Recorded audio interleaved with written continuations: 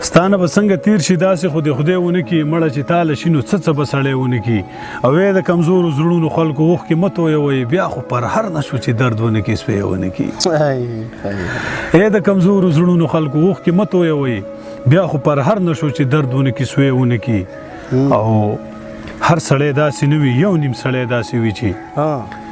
هر سړی داسې نه وي یو نیم سړی داسې وي چې ځان غرق او پر کې خو د چا په زړه کې ځای ونه کي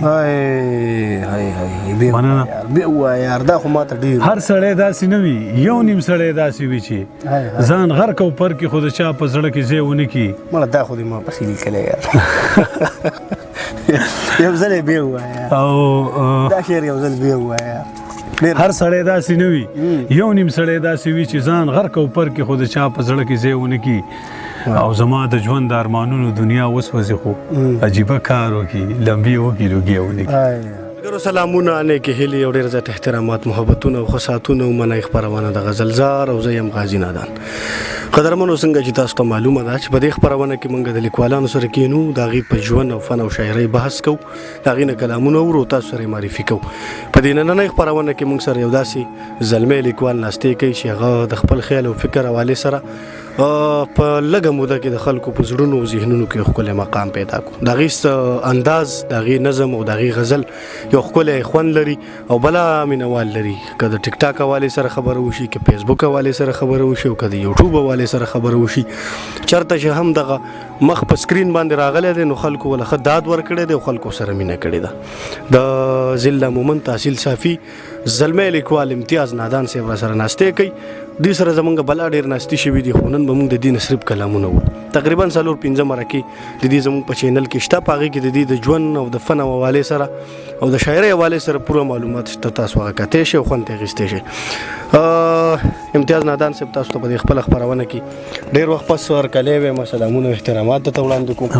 ژوند څنګه روان دی او نن به څه وو ډېره مننه ستاسو هم ډېره مننه کومه چې رالی او الله دې آباد لرو څنګه چې تاسو خبره وکړه چې مخکې به ناستې ډېر کېده اوس ژوند مصروفه شوی دی یا تاسو نه وئ اوسګار یا موږ نه یو اوسګار خو زه بیا هم چې کوم دی خدای پاک داسې وخت راوستو چې بیا کېناستو الله دې وکړي چې بار بار کېنو ژوند ښه دی شکر دی ښه برابر دی مزو زندګي ده خوشحاله یي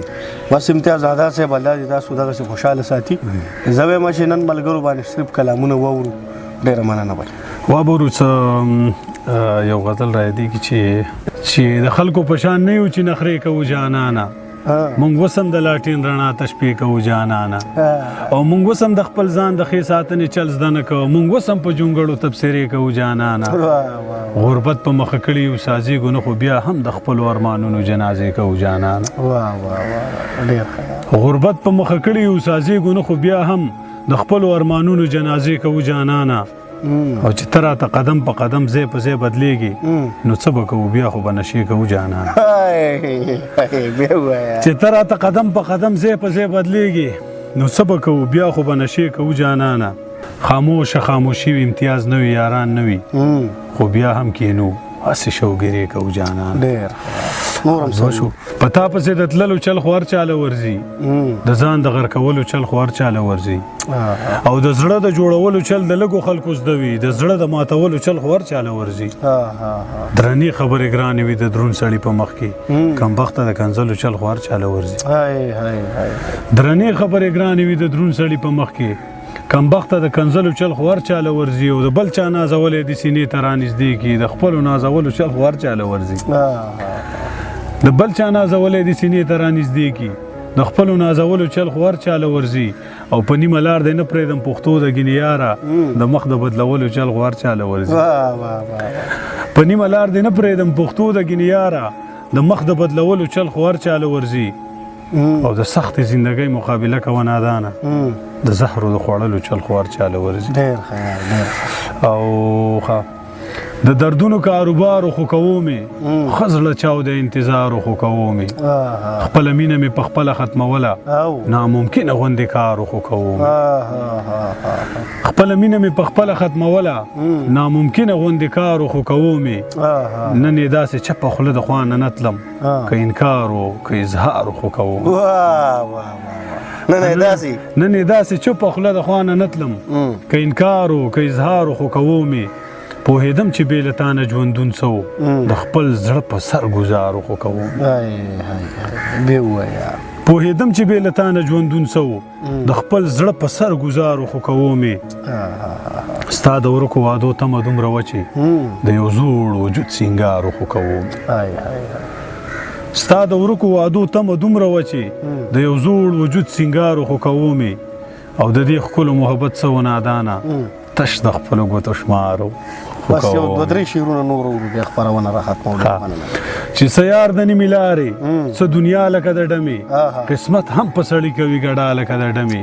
او پښتون نوې خبره دې په پورته سر ونه کړه په ښکته سر دې وکړه له سودا لکه د ډمې په زړه باندې دې څه دي په لفظونو کې مې پوه کا د نه زړه نه دې نه منم خندا لکه د ډمې